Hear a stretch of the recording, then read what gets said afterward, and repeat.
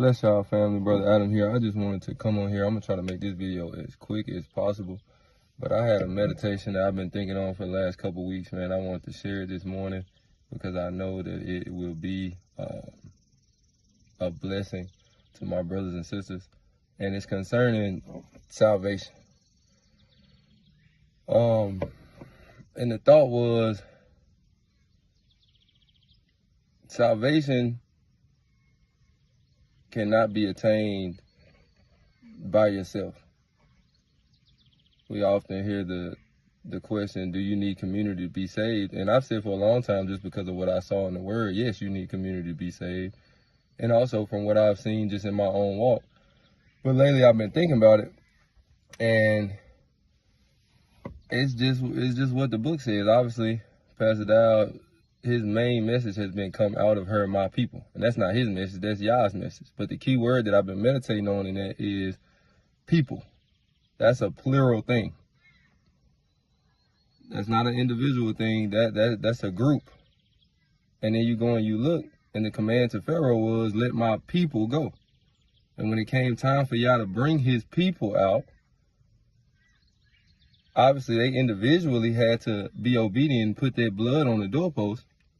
But they came out a mixed multitude, a group.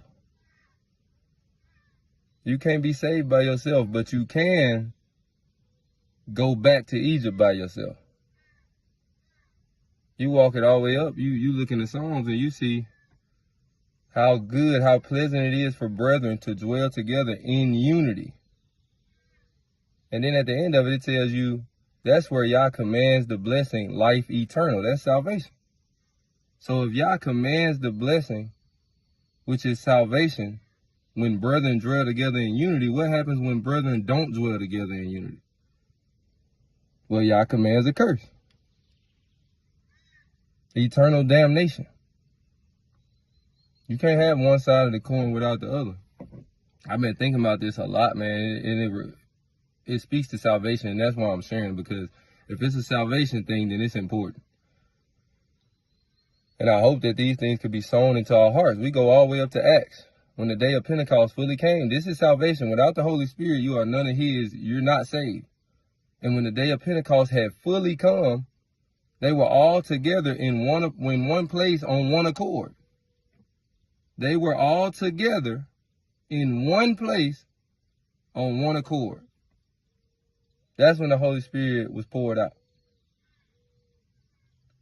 We just got a message yesterday on the Holy Spirit, and a big reason why the Holy Spirit is so absent in the lives of people today is because ain't nobody together on one accord and in one place.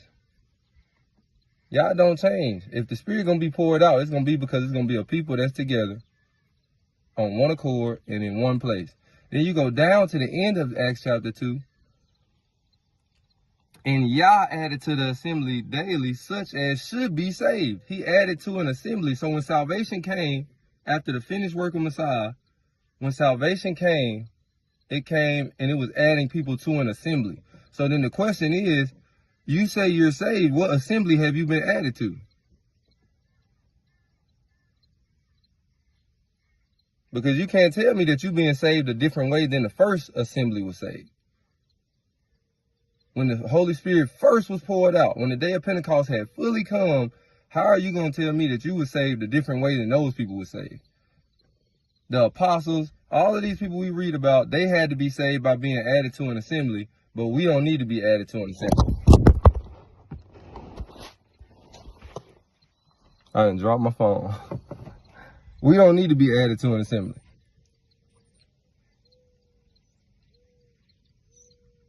Or we are added to an assembly, but we can leave the assembly that Yah added us to when we should be saved. He added us to an assembly. We can leave that assembly, but keep our salvation.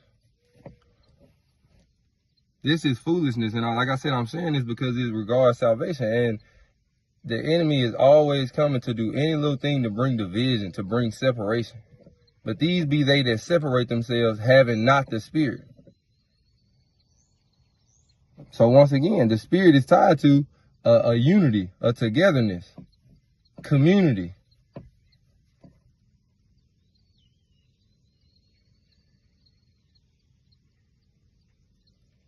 You can't be saved by yourself, but you can go back by yourself. And obviously we know whenever somebody want to go back, like we read in the book, people always look to well, let's get a leader for ourselves and let's go back to Egypt. But as we see in our own walk, it ain't really a togetherness in it, because when you leave, it's all about self. Everybody breaks up and goes their own way and does what's right in their own eyes. How good and how pleasant it is for brethren to dwell together in unity. And that's where Yah commands the blessing, life forevermore.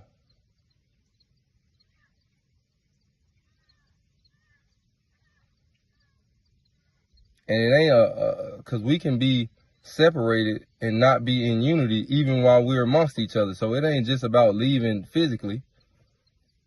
We got to do everything we can to be on one accord, to be of one mind, of one heart, to dwell together in unity if we want the blessing of salvation. Today is the day of salvation. So then today is the day of brethren dwelling together in unity. And the biggest place where the enemy attacks and does things is to bring separation, whether it's between husband, wife, pastor, and sheep, teacher, student, elders in the congregation, the leaders. All he want to do is do anything he can to bring some kind of separation, so that we miss out on the blessing of salvation that we should be receiving today as we dwell together in unity. Like I said, I wanted to make this video as short as possible. You can't be saved without assembly. You can't be saved without community. And it ain't me saying it. That's what the word says.